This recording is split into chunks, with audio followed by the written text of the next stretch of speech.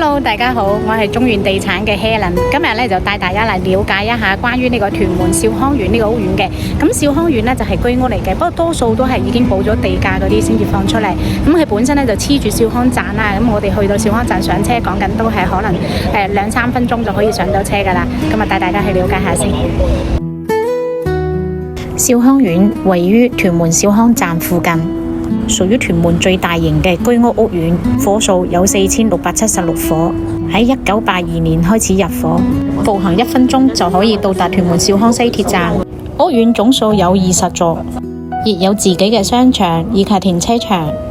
雖然仲未做大維修，但係成個屋苑入到去望落去都算係好新淨。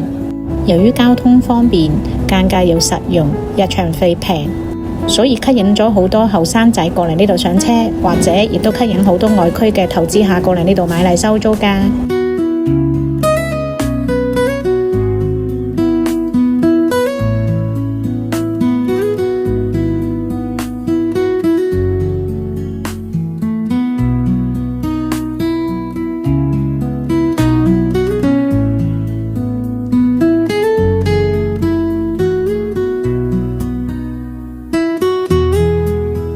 屋苑嘅大堂亦都換過晒，以及部分座數換晒升降機。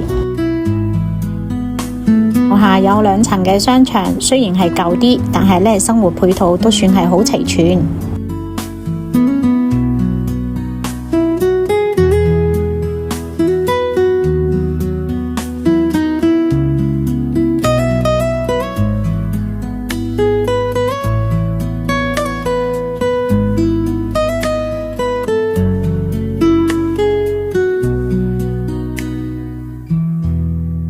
行出門口就見到屯門兆康輕鐵站以及屯門兆康西鐵站，交通配套非常之完善。